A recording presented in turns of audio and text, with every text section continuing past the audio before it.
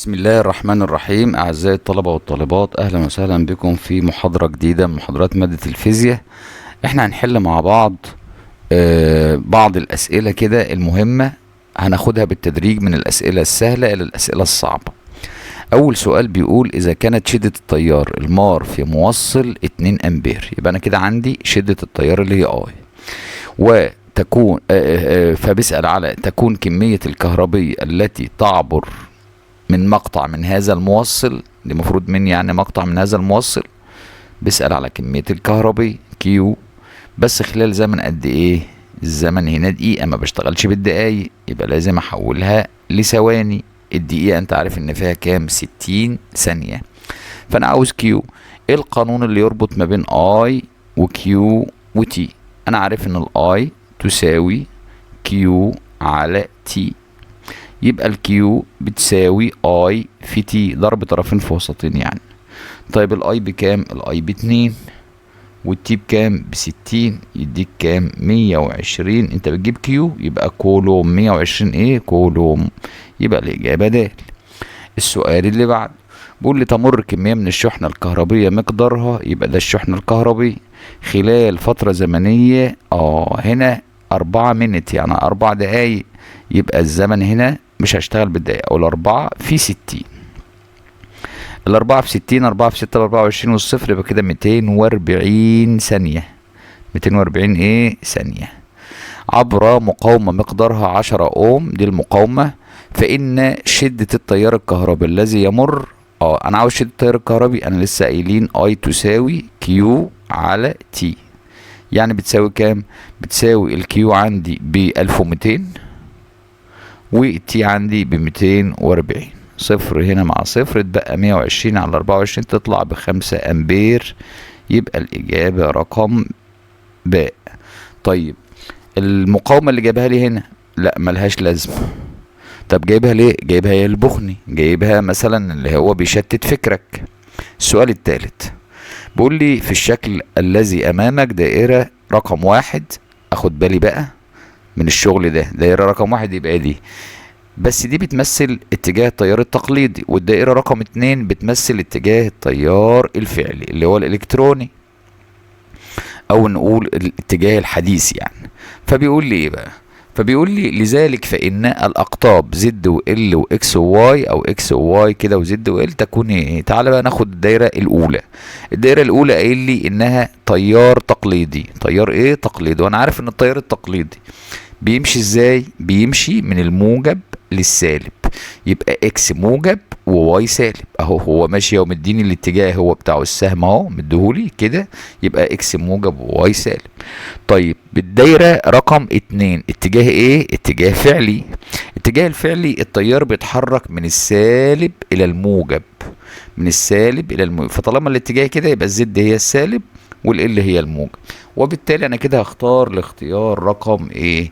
انا عاوز اكس موجب وواي سالب. طبعا اكس موجب وواي سالب دي موجودة هنا في ألف وفي باء، لكن زد تبقى سالبة وال تبقى موجبة، يبقى كده الاختيار باء أكيد هو اللي صح، بس يبقى الاختيار هنا الاختيار باء.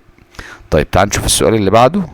بيقول لي: إذا كان الشغل المبذول لنقل كمية من الكهربية 3 كولوم، يبقى أنا كده عندي الكمية، ما يقولش الشغل بقى، اعرف من وحدات القياس حتى 3 كولوم ده كيو، عبر موصل هو 60 جول.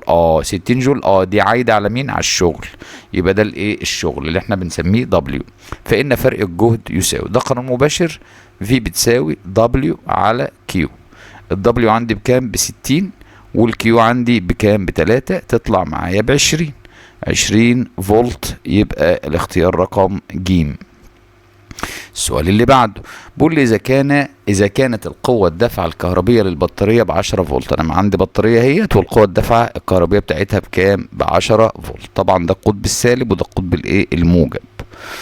طيب تتصل بمقاومة ار كما بالرسم، ويمر بها شحنة مقدارها 2 كولوم، يبقى هنا الكيو. فإن الشغل اللازم لمرورها عبر المقاومة، الشغل يعني دبليو. ايه بقى القانون اللي ممكن يربط لي ما بين فرق الجهد، ده فرق الجهد طبعا، والكيو والدبليو طبعا احنا لسه كاتبينه نفس الفكره اللي فوق، في بتساوي دبليو على كيو. انا محتاج الدبليو، يبقى اقول له الدبليو كده تساوي ايه؟ تساوي الفي في الكيو. الفي عندي بكام؟ الفي عندي ب10، والكيو ب2 يديك 20. انت بتجيب مين؟ بتجيب دبليو، يبقى بالجول. يبقى نقول له 20 جول، رقم د. تعال نشوف اللي بعده.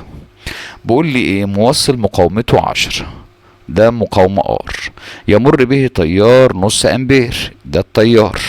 فاذا مر بنفس الموصل اللي مقاومته 10 ده تيار شدته 1 امبير، يبقى كان التيار الاول بنص امبير، التيار الجديد ب1 امبير. فان مقاومته، طبعا يا جماعه المقاومه لا تتاثر بتغير التيار، التيار يتغير زي ما هو عاوز، المقاومه هتفضل ثابته، هتفضل ب10 اوم.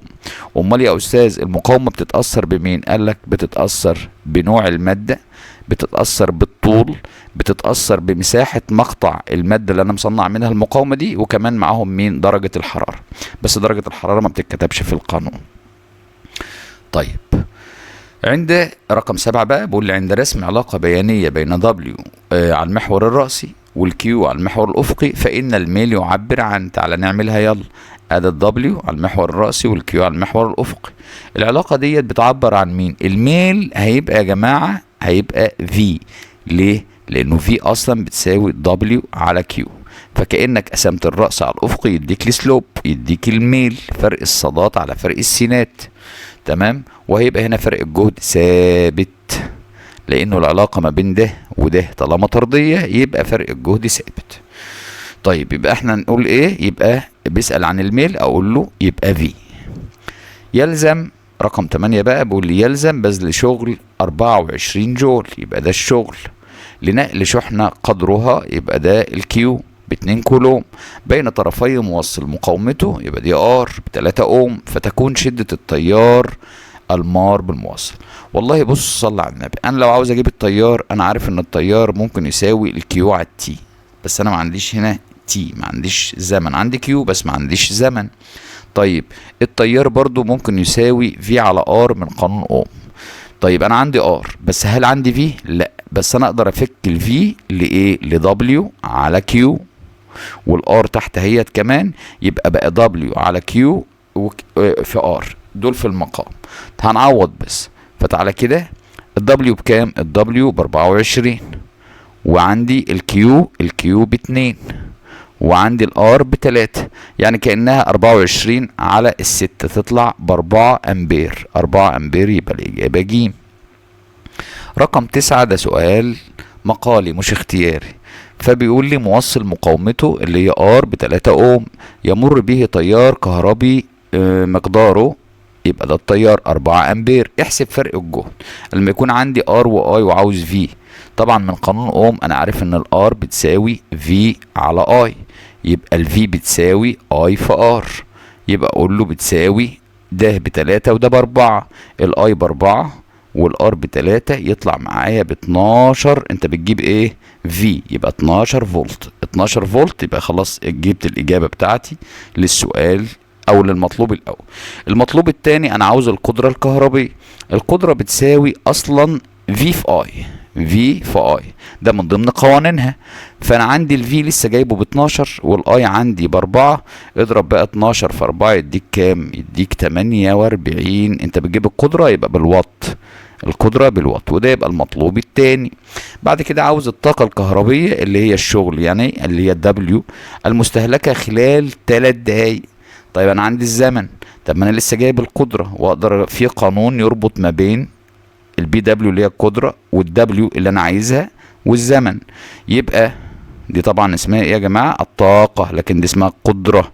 البي دبليو القدرة، اما الدبليو الطاقة.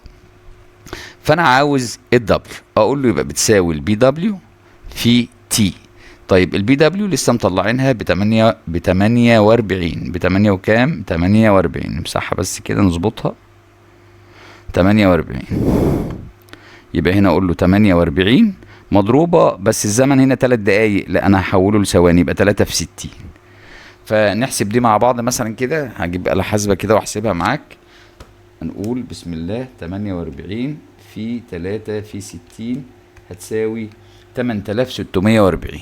يبقى دي يا جماعة بتساوي 8640. انا بجيب هنا ايه؟ الطاقة بتقاس بالجول، وممكن اقول بتساوي 8.6 8.6 بس كيلو جول. كيلو ايه؟ جول. دي زي دي بالظبط. طيب تعال نشوف السؤال اللي بعده.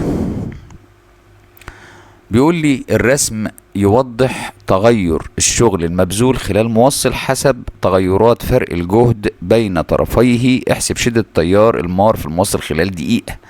خلال دقيقة. طيب انا عاوز شدة التيار وعندي الفي والدبليو. بص، هو انا عندي شدة التيار اصلا بيساوي الكيو على تي. كيو على تي. التي عندي، طب والكيو عندي لا، بس انا اقدر اشيلها واحط مكانها في بقى ودبليو كده نشوف. والله انا كان عندي قانون يا استاذ بربط ما بين، بيقول ان الفي بتساوي الدبليو على كيو. فانا لو عاوز اشيل الكيو من هنا هقول ان الكيو بتساوي الدبليو على في. فانا هشيل الكيو من هنا واحط مكانها دبليو على في، بس في تي تحت. طيب قول لي يا استاذ، هي الدبليو على في، بص للرسم، افقي مقسومه على راسي يديك السلوب ولا مقلوب السلوب؟ لا مقلوب السلوب. يبقى يا استاذ انا اشيل الاتنين دول واحط واحد على السلوب، والسلوب عندي هو كام بقى؟ تاني الزاويه دي انا عندي 70، يبقى واحد على تان 70. واحد على تان 70. بس خد بالك يا استاذ لسه في المقام في التي اللي هو الزمن. الزمن اللي هو 1 دقيقة يبقى هو 60 ثانية. لما نيجي نشوف الكلام ده هيطلع معايا ساعتها التيار ب6 في 10 أس سالب 3 أمبير. ب6 في 10 أس سالب 3 أمبير، أو ممكن أكتبها كده 6 ملي أمبير، لأنه ال10 أس سالب 3 هي الملي. تمام. تعال نشوف السؤال اللي بعده. بيقول إنه الشكل البياني المقابل يمثل العلاقة بين كمية الشحنة الكهربية Q المارة عبر مقطع من موصل في دائرة تيار مستمر والزمن T، فتكون شدة التيار المستمر بكام؟ والله ده سؤال مباشر. أنا عندي Q وعندي T. أنا أصلا لو قسمت أي Q على أي T هيديني على طول شدة التيار I تساوي Q على T. خد بقى أي Q من هنا 10 مثلا على 1، يبقى بتساوي 10 على 1، يبقى بتساوي 10 امبير. او طالب تاني يقول لك لا، طب ما ناخد 20 على الاثنين ما فيها 10 برضه، طب 30 على 3. خد اللي انت عاوزه، بس المهم تقسم الرأسي على الافق، او تقول فرق الصادات على فرق السينات. تمام. فتطلع 10 امبير. يبقى الاجابه باء. السؤال اللي بعده تعال نشوف. بيقول لي بدراسة الشكل المقابل فإن النسبة بين مقاومة A إلى مقاومة B. أنا عندي هنا مقاومة A ومقاومة B، بس مديني مين على الإيه؟ على الرأسي V، ومديني I. طب ما هو أستاذ كده R أصلا R تساوي V على I، يعني كده R بتساوي أصلا السلوب. بتساوي إيه؟ السلوب. بص بقى، السلوب ده بسط مقامه 1، الأرض بسط مقامها 1. طالما بسط قصاد بسط كده يبقى العلاقة بين دول إيه؟ طردية.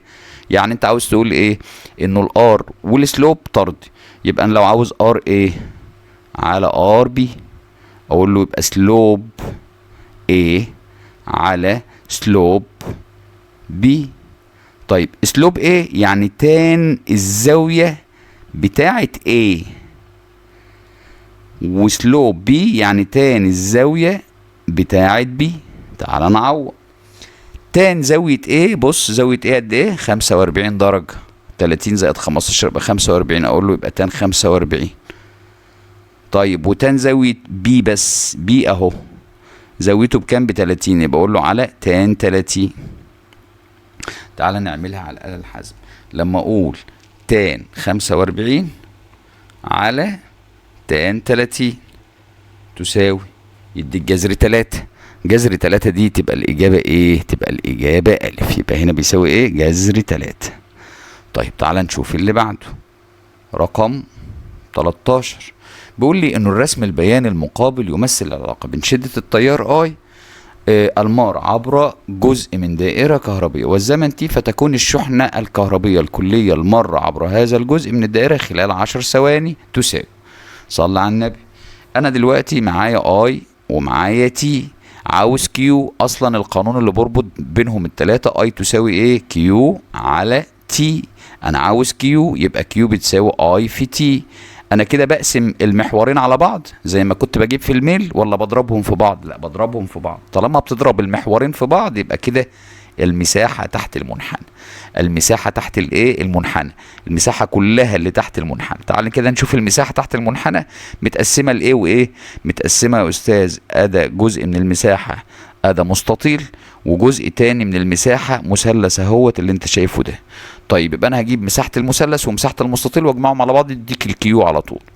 طيب مساحة المستطيل هتقول ايه؟ ادى 2 في 10 ب20، يبقى انا هنا عندي 20. طب مساحة المستطيل المثلث هتقول لي نص القاعدة، نص القاعدة في الارتفاع. طب القاعدة بتاعته بكام؟ ب10، يبقى نصها بكام؟ 5. 5 الارتفاع من هنا لهنا من 2 لغاية 4 يبقى ب2. انا قلت نص القاعدة ب5 وهنا ب2 يديك هنا 10، يبقى 10 و20 لما اجمعهم على بعض يديك 30 كولوم. اللي بعده الرسم البياني المقابل يمثل العلاقة بين القدرة الكهربية المستهلكة في مقاومة كهربية والزمن تي، فتكون الطاقة الكهربية الكلية المستهلكة عبر هذه المقاومة خلال 20 ثانية تساوي. أنا هنا مديني مين؟ أنا يا أستاذ هنا مديني القدرة وهنا مديني التي. هو عاوز إيه بقى؟ فتكون الطاقة الكهربية، يعني عاوز دبليو. الدبليو مين اللي بيربط؟ إيه القانون اللي يربط؟ بي دبليو بتساوي دبليو على تي. طيب يا أستاذ نفس الفكرة اللي فاتت، أنا عاوز الدبليو يبقى بتساوي البي دبليو في التي. طيب يا أستاذ أنا كده قسمت المحورين واجيب الميل، ولا ضربت المحورين واجيب المساحه تحت المنحنى؟ لا، انت ضربت المحورين وهتجيب المساحه تحت المنحنى تساوي الايه؟ الدبليو. طيب يا استاذ المساحه دي اعملها ازاي؟ اقفل ده معايا كده وكده، يبقى انت كده عندك ايه؟ مستطيل، وبعدين عندك هنا مثلث. طيب تعالى واحده واحده بقى نجيب مساحه المستطيل ومساحه المثلث نجمعهم على بعض يبقى كده الدبليو. بسم الله. اولا ده ارتفاعه كده كده ب10، هضربه في كام؟ في 20. 10 في 20 ب200. طيب وده مساحته تيجي ازاي؟ احنا قلنا نص القاعدة في الارتفاع. نص القاعدة هي القاعدة بتاعته بادئة من عند 10 لغاية 20، يعني القاعدة بتاعته كلها ب10، نصها يبقى 5. 5 في الارتفاع بقى، الارتفاع بادئ من هنا لهنا، يعني بادئ من عند 10 لغاية 20. احنا قلنا هنا هضرب 5 في الارتفاع، الخمسة دي اللي هي نص القاعدة. ماشي يا ولاد؟ تمام. في الارتفاع اللي هو من 10 لغاية 20 يبقى الارتفاع ب10، يبقى كله ب50. أنا كان هنا عندي 200 وهنا 50، يطلع ب250، يبقى الإجابة ألف. اللي بعده هنا بيقول لي إذا زاد طول سلك مقاومة للضعف، الطول هيزيد للضعف، يعني الطول ممكن نقول كده يزيد إلى الضعف. ماشي. وقلت مساحة مقطعه إلى النصف، يبقى المساحة هتقل للنص، فإن مقاومته تصبح، تعال نشوف. بص يا أستاذ، R أصلا بتساوي رو إي في ال على إيه. طبعا أنا مغيرتش نوع المادة، يبقى الرو إي مش داخلة معايا في حاجة. ده زاد للضعف، حط هنا 2، وهنا ده قل للنص. 2 على النص يديك 4. الرقم ده صحيح ولا مش صحيح؟ صحيح. تقول له على طول طالما طلع معايا رقم صحيح أقول له تزداد ل4 أمثالها. تزداد ل4 إيه؟ أمثالها. بكل بساطة كده يبقى ألف من غير ما تحير نفسك. تعال نشوف اللي بعده. مقاومة من سلك 20 متر يبقى ده الطول، يمر بها تيار 2 أمبير يبقى ده الآي. فإذا زاد الطول للضعف وقلت شدة التيار للنص فإن قيمة المقاومة، تعال نشوف. أنا عاوز قيمة المقاومة إيه اللي هيجرى لها لو كان طولها 20 وبيمر بها تيار ب2 أمبير. تمام. هو الوقت R بتساوي إيه؟ رو إي في ال على إيه. تمام كده؟ تمام. هو أنا يا أستاذ لو زودت الطول للضعف زي ما هو بيقول في السؤال، فإذا زاد طول الضعف وقلت شدة التيار للنص، أولا شدة التيار دي ما بتفرقش في المقاومة في حاجة. شدة التيار مش هتفرق في كل الشغل على الطول ده. الطول ده زاد للضعف، خلاص تبقى هي كمان تزيد للضعف، يبقى هي كمان تزيد ايه؟ للضعف، لانه ما قاليش ان انا سحبت. طالب هيقوم قايل ايه؟ طب ما انا طالما زاد الطول للضعف، انت قلت لنا قبل كده يا استاذ ما يحدث للطول يحدث عكسه للمساحة، يعني لو زاد الطول للضعف هتقل المساحة للنص. باشا ده في مسائل السحب واعادة التشكيل، اما هنا انا ما قلتلكش انا سحبت السلك، يعني مطيته، يعني زي اللبانة كده اما شده كده يتمط معايا فالطول بيزيد ومساحة المقطع بتقل. دي في مسائل السحب واعاده التشكيل، لكن هنا دي مساله لا قال سحب ولا اعيد تشكيله ولا اي حاجه خالص. هنا اتكلم على الطول بس، فطبعا المقاومه هتزيد معاه للضعف. تمام، فيبقى الف. طب بقول لي عند زياده طول موصل الى الضعف ونقص نص قطره الى النص فان مقاومته ايه اللي يجرى لها؟ تعالى نكتب، يلا نمسح بس الجزء ده كده ونكتب فيه تاني.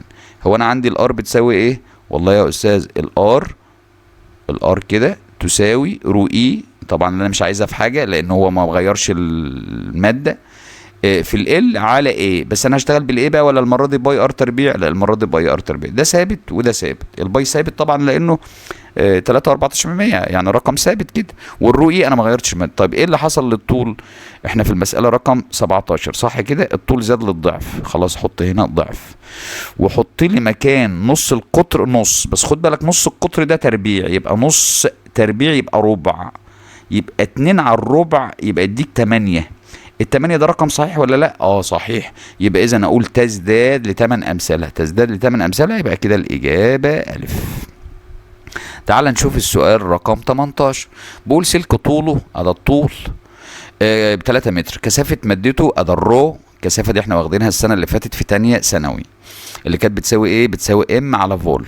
فاذا كانت مقاومته ادى ار ب 4 اوم ومقاومته النوعيه اللي هي اسمها رو اي بكذا، فما هي كتلته؟ انا عاوز كتلته. طب هي كتلته تيجي ازاي يا استاذ؟ صلى على النبي. انا عندي يا استاذ، انا عاوز امسح بس مكان كده نشتغل فيه يعني. تمام. انا عندي قانون المقاومه ده اهو ار، انا مش هحفظ قوانين كتير، انا هحط قانون رو اي في ال على ايه. الرو اي عندي موجود، خلاص تمام زي الفل. طب والال عندي تمام موجود زي الفل. طب والايه عندي؟ لا. الايه بقى هدخله في الموضوع. طب ادخله في الموضوع ازاي؟ والله يا استاذ الفول اصلا انت عارف ان الحجم بيساوي A في ال، فانا عاوز اشيل الايه من الموضوع خالص، يبقى الايه هتساوي فول على ال. طيب يبقى الخطوه الجايه هعمل ايه؟ اقول ار تساوي رو اي وده ال اهيت، الايه بقى احط مكانها فول على ال. فول خد بالك على، لا ما اقولش على بقى، اقول المقام بسط والال تطلع فوق تلاقي ال تانية تبقى ال تربيع، بس برضه انا ما وصلتش للكتله. طيب ما هو انت عارف انه في الرو، نمسح بس الجزء ده كده، انت عارف ان الرو اللي هي الكثافه بتساوي ام على فول. طيب يبقى فول بتساوي ايه؟ هقول لك يبقى فول بتساوي ام على رو. يعني انا ممكن اشيل الفول كده عشان ادخل الام بقى في الموضوع، فكده الخطوه الجديده رو اي في ال تربيع، الفول بقى اشيلها واحط مكانها ام على رو، ام على رو، يبقى الرو تطلع فوق كده. ما عادش قدامك غير انك تعوض. هتعوض ازاي؟ 10 اس سالب 7 ده الرو اي كده، يلا نعملها مع بعض. 10 اس سالب 7 ال تربيع، هو ال اصلا ب3 تربيع يبقى 9 في الرو مديها لي ب 6000، وهقسم على الايه؟ الام اصلا انا عايز. طب والار بقى؟ الار عندي ولا مش عندي؟ الار عندي بكام؟ ب4. طيب يا استاذ لو انا عاوز بقى اجيب الام، خلاص نزل انت بقى ال4 دي مكان الام وطلع الام، يبقى كده 10 اس سالب 7. نعملها بقى هنا على طول، نحط هنا ال4 ونحط هنا الام. خلاص بقيت انت فاهم دلوقتي انا عاوز اعمل ايه. يبقى هنحط هنا ايه؟ الام كده تساوي، ونحط هنا ال4. خلاص لو انا عاوز ام اطلع دي مكانها وانزلها. طيب يبقى احنا بس ناقصنا نحسبها على الآلة الحاسبة. نفتح آلة حاسبة كده وهفتح احسبها معاك. انا عندي كده 9 في 6000 في 10 أس سالب 7، وهقسم على 4 تساوي الرقم ده اللي هو 1.35 في 10 أس سالب 3، يعني 135 من كام؟ من 100,000. 135 من 100,000 اللي هي دي، اللي هي رقم ده، الرقم ده. طيب تعال نشوف بقى المسألة رقم 19. بيقول لي سلك مقاومته يبقى ده ار ب 12 اوم، طوله 3 متر، إذا أعيد تشكيله. أيوه هنا بقى مسائل السحب وإعادة التشكيل. بيقول لي اصبحت مقاومته بكام؟ ب 48. يعني المقاومه كانت كذا، يعني المقاومه دي المقاومه رقم 2، المقاومه رقم 1 كانت ب 12، تبقى زادت كم مره؟ اقول لك يا استاذ تبقى زادت 4 مرات. تبقى زادت 4 مرات. فان طوله بعد التشكيل بوحده المتر تساوي كام؟ الطول كان ب 3، يبقى الطول بعد التشكيل بكام؟ صلى على النبي. انا عارف ان في مسائل السحب والتشكيل الار اصلا تتناسب مع الطول تربيع. طب الار يا استاذ زادت 4 مرات، الطرف ده عشان يزيد 4 مرات احط مكان ال قد ايه؟ والله يا استاذ احط 2، يعني ازود ال للضعف عشان تبقى 2 تربيع ب4. ما انا عاوز الطرف ده زي الطرف ده. يعني الطول كده زاد للضعف. طب ما هو كان ب3 متر، يبقى بقى كام؟ يبقى بقى 6 متر. السؤال رقم 20 بيقول لي سلك مقاومته 50 اوم، احسب مقاومته اذا سحب وزاد طوله بمقدار 20%. صلى على النبي. يعني ايه الاول اذا سحب وزاد طوله بمقدار 20%؟ يعني لو طوله الاولاني كان ب100، لما زاد بنسبة 20% بقى 120. خلاص كده، شكرا. عاوز بقى دي المقاومة الأولى في الحالة الأولى، عاوز بقى بيقول لي احسب مقاومته، يعني احسب المقاومة في الحالة التانية. دي بيقول لي إذا سحب في مسائل السحب احنا لسه قايلين ار اصلا بتتناسب مع ال تربيع، فانا ممكن اقول له كده ار واحد بقى على ار 2 بتساوي ال واحد تربيع على ال 2 تربيع. ليه؟ اصل انا لسه قايل لك ار تتناسب مع ال تربيع ترضي. طيب ال واحد قلنا ب 100 تربيع، ال 2 هنقول بكام؟ ب 120 تربيع. طيب دي اشيلها كده واحط مكانها قيمتها بكام؟ دي ب50، دي ب50. يبقى ال50 على ار 2 بتساوي 100 تربيع على 120 تربيع. يبقى نعمل ايه؟ هنعمل ان عشان اجيب ار 2 يبقى هتساوي ده في ده، هضرب المقص ده 50 في 120 تربيع واقسم على 100 تربيع. تعال نعملها كده مع بعض. يبقى 50 في 120 تربيع على 100 تربيع. تعال لما اعملها معاك كده على الآلة الحاسبة. بسم الله الرحمن الرحيم. 50 في 120 تربيع على 100 تربيع تساوي 72. هتطلع الار 2 في الحالة التانية 72 اوم. يبقى الار كانت ب50، لما زودت الطول بمقدار 20% بقت الار بكام؟ ب 72 اوم. تعال نحل السؤال رقم 21. بيقول لي 3 موصلات نحاس A B C تختلف عن بعضها في مساحة المقطع. ماشي، يبقى مساحة المقطع مختلفة والطول برضو مختلف كما يوضح الشكل. عندما وصل طرفي كل منها بمصدر فرق الجهد متساوي، يعني فرق الجهد ثابت على الجميع، يبقى هم اختلفوا في مساحة المقطع واختلفوا في الطول لكن متساويين في فرق الجهد، فإن ترتيب الموصلات حسب شدة التيار المار في كل منهما. أنا عاوز أشوف يا ترى ترتيب على حسب شدة التيار. والله يصلي على النبي. أنا عندي أصلا الار بتساوي رو اي في ال على ايه. لغايه دلوقتي مين ثابت معايا؟ الرو اي. ليه يا استاذ؟ لان كلهم من نفس الماده، كلهم من النحاس. طيب ايه حكايه بقى؟ انا عندي هنا تيار؟ لا، بس عندي من قانون اوم اقدر اشيل الار واحط مكانها في على اي. بقت في على اي انا شلتها مكان الار، هي اللي بتساوي او تتناسب بقى، لان انا شلت الرو اي اقول له تتناسب مع ال على ايه. طيب ايه اللي لسه ثابت عندي؟ فرق الجهد ثابت. اصبح كده انا عندي ده مقام قصاد مقام، يبقى الاي يتناسب طردي مع الايه وعكسي مع ال. اقول له كده يبقى الاي يتناسب مع الايه على ال. بس كده. تعالى بقى نشوف الترتيب. هرتب على حسب كل واحدة هطبق عليها نفس القانون ده. يعني هنا مثلا في ايه، والله انا هقسم الايه على ال. طب ما هنا ايه على ال، خلاص يبقى التيار هنا يمثل 1 على 1. 1 ايه على 1 ال يبقى بواحد. طب وهنا التيار هنا ده كان بالنسبة لايه، طب وهنا التيار بالنسبة لبي. تعالى نقسم الايه على ال. طب هنا نص ايه على نص ال، نص على نص برضو بواحد. طب وهنا تعالى نشوف التيار بتاع سي.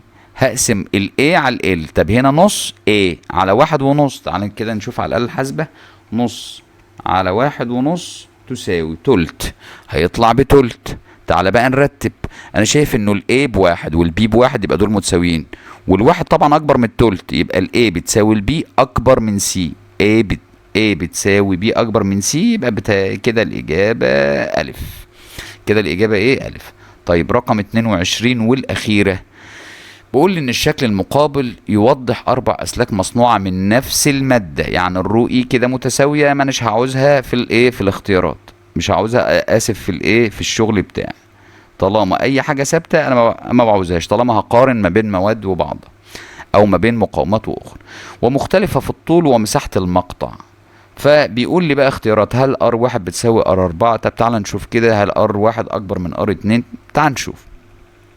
انا عندي الار اصلا بتساوي رو اي في ال على ايه. احنا اتفقنا ان كلهم كام؟ مصنوعين من نفس الماده، يبقى الرو ما عادتش معايا، يبقى كده اقول له يا استاذ اشيل بقى علامه يساوي واحط التناسب، اقول له كده يبقى الار تتناسب طردي مع ال وعكسي مع ايه. يبقى انا هطبق القانون ده على الكل. تعال نطبق الار هنا. اول واحده هنقول في اول واحده ار بتاعتها بتساوي ايه؟ ار في اول واحده اقسم ال على الايه. ال بكام؟ ال ب2 على 2 ايه، قول 2 يا سيدي على 2 عشان ما تلبخش، يبقى بواحد. تمام. طب في الحاله الثانيه والله انا برضو هقسم ال على الايه. ال هنا ب2 على 1 يبقى ب2. طيب وفي الحاله الثالثه هنا هيبقى الطول بواحد بس على 2 يبقى بنص، يبقى ار هنا بتساوي نص. طيب وهنا في الحالة الرابعة ار بتساوي ايه؟ هنا ال واحدة او هنقول 1 متر على 1 ايه، يعني بواحد. يعني بكام؟ بواحد. طب يا استاذ انا شايف ان 1 و4 بوحايد. خلاص ماشي، يبقى ار واحد بتساوي ار 4. هي دي. طب تعالى نشوف بقية الاختيارات ونتأكد كده. ار واحد اكبر من ار 2. ار واحد اكبر من ار 2؟ لا، ده ار 2 اكبر، لان ار 2 ب2. طب دي غلط. طب ار 3 بتساوي ار 2. فين ار 3؟ ار 3 دي بنص، وار 2 ب2. لا غلط، مش متساويين. طب ار 3 اكبر من ار 2. ار 3 بنص وار 2 لا، هي مش اكبر، ده هي اصغر، يبقى غلط. يبقى فعلا الاختيار الف هو الصح. يا ريت تكون استفدت حاجة وتعلمت حاجة، ولو انت اتعلمت حاجة يعني يا ريت تدعي لنا دعوة حلوة كده، وتعمل لايك. يا ريت تعمل مشاركة للقناة عشان القناة تبدأ تشتغل تاني، لأن أنا كنت أهملتها فترة. فيعني بعد إذنك يعني ممكن تعمل مشاركة للفيديو ده عشان تعم الفايدة، وتسيب لنا تعليق كمان. كان معاكم مستر وليد من قناة فنون العلوم، والسلام عليكم ورحمة الله وبركاته.